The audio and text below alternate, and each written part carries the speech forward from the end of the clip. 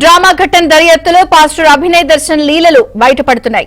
కడప, విజయనగరంలో అభినయ్ పై క్రిమినల్ కేసులు నమోదయ్యాయి.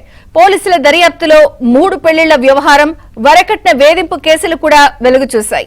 సినిమా అవకాశాలు, వ్యక్తిగత విలాసాల కోసం పాస్టర్ అభినయ్ భార్యను వేధించినట్టు పోలీసులు తేల్చారు. సిపిఎఫ్ పార్టీ పేరిట విరాళాలు సేకరించిన అభినయ్ ప్రస్తుతం పాడేరు ఏజెన్సీలో పాదయాత్ర చేస్తున్నాడు. అటు కడప లింకులు, రాజకీయ కుట్రకోణం, పైగా పోలీసులు ఇవన్నీ కూడా ఆరా తీస్తున్నారు.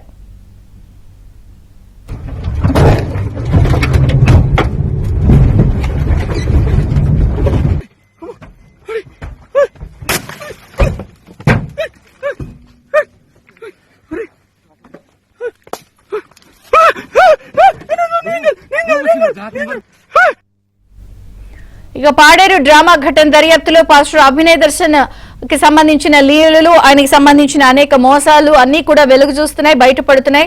కడప అలాగే విజయనగరం అంశాలకి సంబంధించిన లింకులు అన్ని కూడా దర్యాప్తుకి సంబంధించిన వివరాలన్నీ ప్రసాద్ అందిస్తారు. ప్రసాద్. విజయచంద్రిక పాడేరులో అభినయ్ దర్శన్ డ్రామాతో బుక్కైన అతను పరిస్థితిపై పూర్తిస్థాయిలో విచారణ చేశారు పోలీసులు. దీంతో చదివే కొద్దీ అనేక విషయాలు ఇంట్లోకి వస్తా ఉన్నాయి. కడప నగరంలోని ఎర్రముక్కపల్లి చెందిన అభినయ్ 2011 నుంచి కూడా ఒక యువతని వివాహం ఆడి పెళ్లి సమయంలో 1,00,000 నగదు తీసుకుని మోసం చేశారని చెప్తా ఉన్నారు. ఆ తర్వాత ఆమెతో వివాదం కారణంగా మరో మహిళను కూడా పెళ్లి చేసుకుని ఆమె కూడా మోసం చేసినట్టు కూడా ఇప్పుడు పోలీసులు విచారణ జరిగింది. ఇదే విధంగా మరో ఉద్యోగాలు ఇప్పిస్తారని చెప్పి కూడా మోసం చేసినట్టు పోలీసులు గుర్తించారు. ఇప్పుడు అక్కడ ఎక్కడెక్కడ ఇతను ఏ విధంగా మోసాలు చేశారనే అంశాలపై కూడా విచారణ జరుగుతా ఉంది. అదంటే పోలీస్ స్టేషన్ లో అతనిపై కేసులు కూడా నమోదు. స్వయంగా తాళిగట్టిన భార్య అతని వేధింపులు పడలేక ఫిర్యాదు కూడా ఇచ్చింది, అతనిపై కేసులు నమోదు చేశారని కూడా చెప్తా ఉన్నారు. ఇక దర్శన్ మొదటి నుంచి కూడా ఉద్దేశపూర్వకంగానే ఆయన కుట్రలు పాల్పడ్డాడు. ముఖ్యంగా ఈ మత ప్రచారకులుగా చేసుకునేందుకు, అలాగే తన పరపతిని తెచ్చుకుని తద్వారా డబ్బులు తెచ్చుకునేందుకు చాలా మార్గాలు అన్వేషించినట్టు తెలుస్తా ఉంది.